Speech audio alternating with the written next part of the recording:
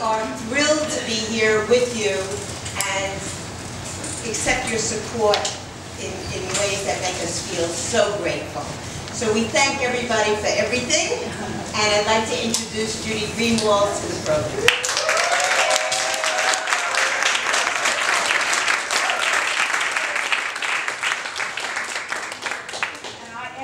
Tanya's sentiments, all of them. I want to tell you a little bit about how this evolved. The program you are about to hear is the culmination of what I refer to as a loose collaboration. It all began with a poem entitled "I Shall Sing to the Lord a New Song," written by Ruth Son, a rabbi.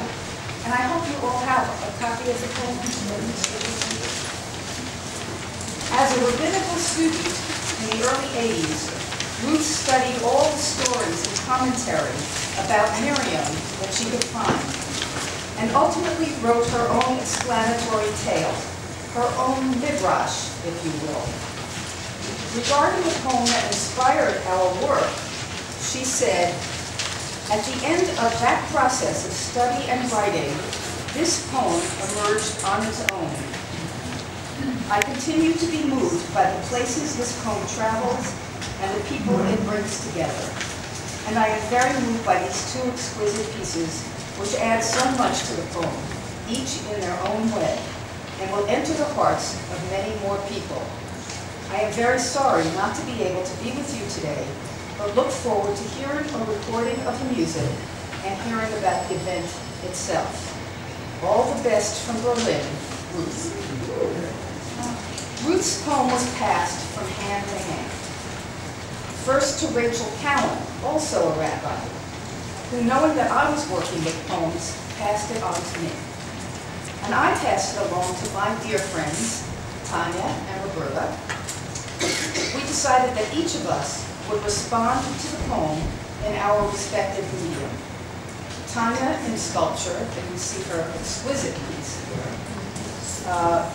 Me in painting, and this is the piece of mine that refers to the poem, and Roberta in music, and you're about to hear a wonderful piece as well.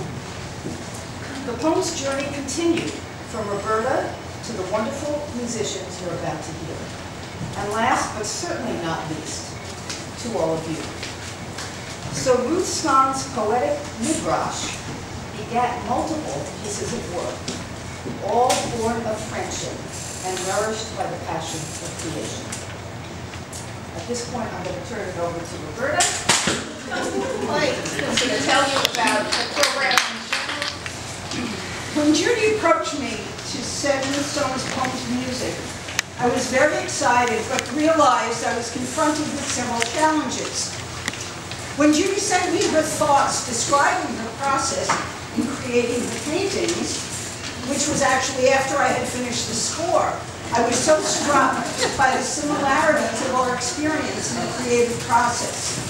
Yes, Miriam's looking out to the vast sea is like pondering that first step of creating something out of nothing. How to begin? My first challenge was how to create a song in which the narrator speaks of being unable to sing. Well, you can't have a singer sing about not being able to sing. And so for the first part of the piece, I created an avatar in the form of the clarinet. As the clarinet expresses Miriam's fears, the clarinet expresses Miriam's fears coming from deep within. As Miriam begins to find her voice, she and the clarinet become one. I wanted the work to be larger than just a solo singer, and I wanted to incorporate a wonderful chorus. So I began with the choral parts, taking the role of an orchestra, singing wordless musical phrases as if floating in air or in the sea. I also wrote in an unusual way for me. I began with the end. I needed to create an arc to the piece, so I had to know where it would end up before I could envision where it would begin or how it would get there. I plotted out the poetic phrases dramatically before I even wrote the note of the music. I knew that it needed moments of tenderness and longing, as well as triumph, and so I then planned which phrases would be for the solo, which for chorus, and then which for the full complement of the ensemble. The piano's changing textures were very important to this construction. As I read and reread the poem, the visual images suggested certain musical gestures, and I imagined the beginning as a lone voice rising out of the sea. I think the overall image I envisioned was that of a flower slowly blooming and finally opening up to its colorful brilliance.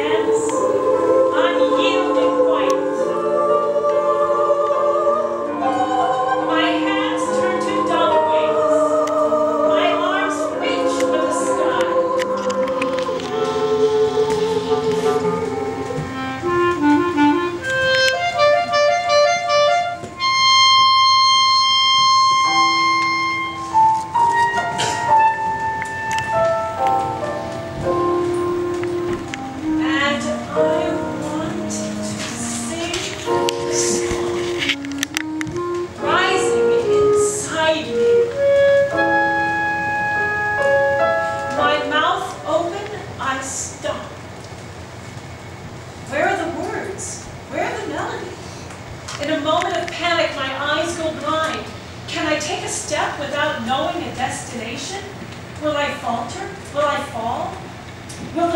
ground sink away from under me? The song still unformed.